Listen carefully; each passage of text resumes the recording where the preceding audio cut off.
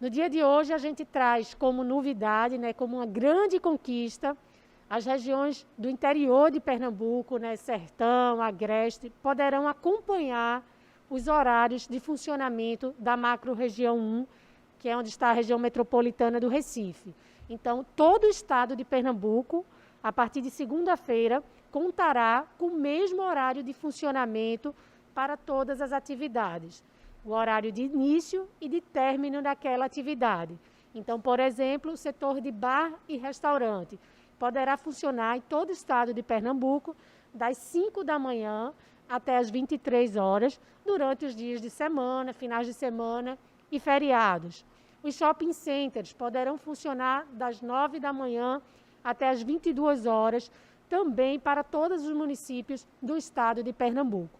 Então, graças a esse avanço nos números da saúde, que permitiram que a gente pudesse tratar todo o estado de Pernambuco da mesma forma. Além disso, a gente traz como novidade para essa semana, com as medidas começando a sua vigência a partir desta segunda-feira, a volta, a retomada da presença do público, da torcida, nas competições esportivas, com exceção dos jogos de futebol profissional, cujo protocolo está sendo construído em parceria com a Federação Pernambucana de Futebol, com a Arena. Então, isso requer um protocolo específico, os jogos de futebol profissional, e a gente espera em breve estar aqui anunciando para vocês o funcionamento. Mas, a partir de segunda-feira, todas as demais competições esportivas poderão contar com um público de até 100 pessoas nas arquibancadas, nas torcidas das atividades esportivas. Além disso, essas atividades, esses jogos esportivos poderão funcionar até as 23 horas todos os dias da semana. Um ponto importante é relembrar, né, que essa semana nós tivemos a retomada das apresentações musicais, dos shows ao vivo, né, composto por até 3 integrantes, voz e violão, piano, saxofone, apresentação com até 3 membros, né, desde que respeitado o protocolo específico para esse segmento, bem como permanecendo ainda a proibição da dança, né? Então, a gente quer evitar aglomeração nessa primeira fase, nesse primeiro momento de retomada das apresentações musicais. Outro ponto importante a ser destacado é que a gente vem em constante diálogo com os diversos segmentos para construir de forma conjunta e em parceria várias secretarias, Secretaria de Desenvolvimento Econômico, Secretaria de Saúde, Secretaria de Turismo, Secretaria de Planejamento, Secretaria da Fazenda, para que a gente possa anunciar novas flexibilizações, todas baseadas em critérios técnicos dos números da saúde e que as atividades possam, aos poucos, né, de forma gradual, de forma segura, para que elas possam ir voltando, ainda com limitações de capacidade, com limitações de horário, mas que a gente possa ampliando o funcionamento das atividades sociais e econômicas. Os protocolos sanitários estão disponíveis no nosso site pecontracoronavírus.pe.gov.br. Sobre o impasse que existe agora da possibilidade do Fundo Soberano Russo não entregar mais doses da Sputnik ao Brasil ou alterar o prazo de entrega. Qual o posicionamento da Secretaria de Saúde, já que Pernambuco é um dos estados interessados nesse imunizante? Pernambuco fez a contratação, como todos sabem, de 4 milhões de doses da vacina Sputnik ao Fundo Soberano Russo, né, por $9,95, né, e nós estávamos trabalhando todo esse período junto à Anvisa, o consórcio do Nordeste, todo mobilizado para tentar viabilizar a importação desta vacina, que poderia acelerar o processo de vacinação no nosso Programa Nacional de Imunizações. Já havia tratativas anteriores com o Ministério da Saúde para que essa vacina pudesse ser incorporada ao Programa Nacional de Imunizações. Só que nós fomos tomados de surpresa que no momento em que a Anvisa colocou alguns condicionantes que a gente conseguiu, né, superar, a grande maioria deles já estavam praticamente com a data marcada para importação da vacina, que seria agora no dia 28 de julho, nós fomos surpreendidos com uma fala do ministro da Saúde dizendo que não eram mais necessárias essas vacinas, né, colocando uma incerteza sobre o aproveitamento dessas vacinas no Programa Nacional de Imunizações, como tinha sido definido anteriormente em algumas reuniões. Então, os governadores do Nordeste fizeram um documento que se tornou público, né, ao Ministério da Saúde, cobrando uma posição oficial do Ministério da Saúde em relação à incorporação ou não da vacina Sputnik ao PNI. Isso, obviamente, tem impacto também nas tratativas contratuais com o Fundo Soberano Russo, que, obviamente, também está aguardando, né, essa definição para ter clareza, né, se vai evoluir ou não essa contratação. A gente está acompanhando isso, nós temos nos reunido praticamente todos os dias, várias pessoas da equipe da Secretaria Estadual empenhadas nesse processo para definir isso.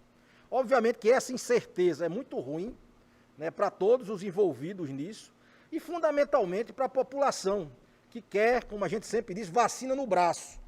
As vacinas são muito importantes, né, para que a gente tenha um melhor controle da doença, está se mostrando. A vacina Sputnik já é utilizada em dezenas de países. Essa semana foi aprovada o seu uso emergencial agora no Chile, também mais um país aqui perto de nós, sul-americano, que incorpora a vacina Sputnik ao seu portfólio de vacinas. Já é usada na Argentina em milhões de pessoas sem nenhum efeito colateral mais sério. É uma das vacinas que, em teste, tem a melhor resposta para a variante Delta, né, com mais de 90% de eficácia. Então, a gente precisa, né, ter clareza de que nós estamos fazendo todo o esforço possível, né, para que a gente tenha mais essa vacina no portfólio do Programa Nacional de Imunizações. Só que não existe programa estadual de imunização. O programa é nacional. Nós queremos incorporar o programa, né? Pernambuco é parte da federação. O Ministério da Saúde precisa, né, se posicionar claramente sobre a importância, né, para os brasileiros, para a imunização dos brasileiros em relação a essa vacina. Primeiro é preciso fazer uma análise da distribuição de vacinas no Brasil. Alguns estados receberam mais vacinas proporcionalmente a outros. Isso é próprio da estratégia do PNI, porque, por exemplo, há estados onde o percentual de idosos é maior em relação a outros, né? Então, quando você contempla todos os idosos de um estado, você acaba dando um percentual de vacinas maior para aquele estado, né? Assim, são todos os grupos prioritários que foram trabalhados num primeiro momento, né? Então, nessa questão dos idosos, por exemplo, a longevidade dos estados do Sul-Sudeste é maior do que os do Nordeste. Então, o Nordeste, nesse aspecto, não estou dizendo aqui que isso seja incorreto, está correto, mas o percentual populacional que recebeu vacinas no primeiro momento, né, dos grupos prioritários, no caso especificamente de idosos, no caso especificamente de trabalhadores da saúde, o número é muito maior também no Sul-Sudeste do que no Nordeste. Então, esses grupos que foram atendidos prioritariamente no primeiro momento, eles acabam determinando que alguns estados, né, avancem mais no processo de vacinação em detrimento de outros. Os estados do Nordeste hoje fizeram um documento, inclusive com uma discussão no âmbito ainda do CONAS, mas para levar ao Ministério da Saúde, que a gente precisa reequilibrar esse processo de distribuição de vacinas no Brasil. Nós não podemos ver estados podendo progredir muito mais rapidamente que outros por conta dessa distribuição inicial desigual. É preciso dar agora, nesse momento, uma reequilibrada no processo de distribuição de vacinas. Essa semana nós fomos surpreendidos, né, por uma decisão, a nosso ver, equivocada, de distribuição de vacinas para municípios de fronteira seca, né, do país. Quando a gente está vendo que a variante Delta, e o argumento era que a variante Delta, isso seria para conter a variante Delta. Só que a gente está vendo que a variante Delta está chegando pelas fronteiras molhadas, no caso, né, nos portos, né, ora pelos aeroportos. Então, hoje, nós não temos mais fronteiras, né, e é preciso que essas doses extras sejam distribuídas, né, com algum critério. Por exemplo, quando chegou a variante Delta no Maranhão, o Maranhão foi atendido com mais 300 mil doses. Pernambuco também, agora que descobriu a variante Delta, nas mesmas condições do Maranhão, não está recebendo mais vacinas como recebeu o Maranhão. Então, o Ministério da Saúde precisa ser muito claro nesses critérios e fazer uma distribuição, né, de acordo com os critérios populacionais, porque nessa altura do campeonato não é de se esperar que você privilegie um estado em detrimento de outro por uma questão, por exemplo, de fronteira, né? O cenário epidemiológico é comum a todos os estados, a população brasileira, todos são brasileiros igualmente, nós precisamos, então, fazer uma distribuição equânime e nós estamos lutando por isso no âmbito do CONAS para um reconhecimento, porque nesse momento o Nordeste está prejudicado por essa distribuição desigual. E o ministro, como paraibano, como nordestino, precisa olhar para isso. Qual a expectativa de atingir um percentual seguro de vacinação no Estado e voltar a programar eventos de grande porte como Natal, Réveillon e Carnaval? Nós precisamos ampliar o processo de vacinação, dar mais celeridade a esse processo de vacinação. Precisamos que doses de vacina cheguem, né, a Pernambuco. Nós montamos um esquema de vacinação, né, junto aos municípios, de distribuição dessas vacinas muito ágil. Em no máximo 24 horas, as vacinas estão acessíveis aos municípios, né, e nós precisamos acelerar. Para acelerar o processo de vacinação, nós precisamos do insumo da vacina. Nós temos hoje uma convicção de que se as entregas forem garantidas, né, nós devemos chegar ao final de setembro com um percentual de vacinas de segunda dose próximos ou superiores a 40%, que já não vai dar uma cobertura maior. Devemos estar aí com algo em torno de 70% da vacina, ou seja, com todo o grupo acima de 18 anos, né, vacinado. Então, a gente tem essa expectativa de que até o final de setembro nós tenhamos a primeira dose em todos acima de 18 anos. Vamos ter que trabalhar depois disso a questão dos adolescentes, que está à parte.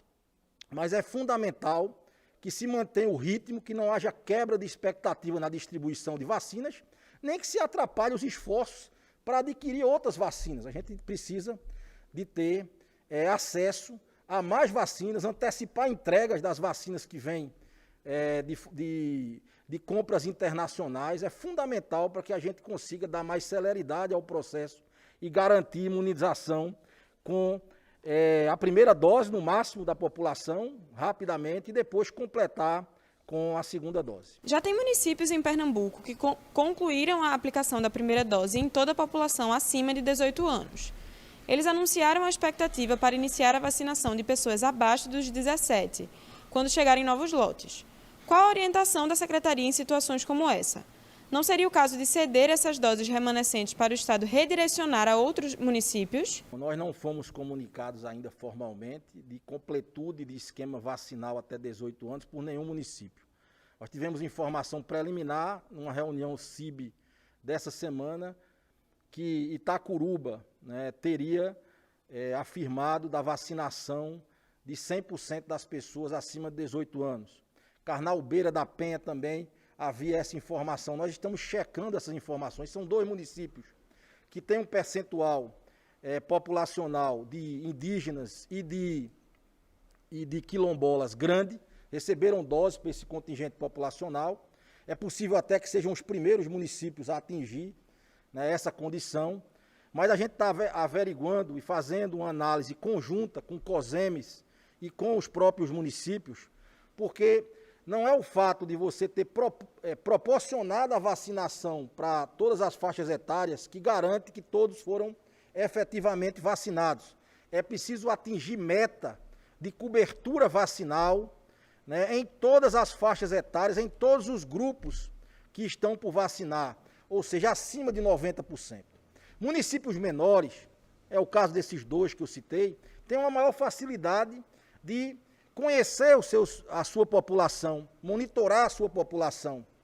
Inclusive, a nossa orientação, a nossa determinação, junto com o COSEMES, é que se faça a busca ativa para verdadeiramente vacinar ou proporcionar vacinação, ou até em situações extremas que a pessoa se negue, ou deixe caracterizado que está se negando a tomar a vacina, para você caracterizar que garantiu a cobertura de 100% das pessoas acima de 18 anos. Então, esse processo ele está sendo monitorado, é fato, e deve ser, sim, uma definição de que as pessoas que atingiram 100% da cobertura devolvam ao Programa Estadual de Imunização vacinas excedentes, né, desde que não sejam necessárias ainda naquele prazo para fazer a segunda dose, para a gente propiciar o incremento de primeiras doses em outros municípios. Então, a gente está fazendo essa checagem junto a alguns municípios que têm anunciado essa posição de cobertura de 100% de acima de 18 anos.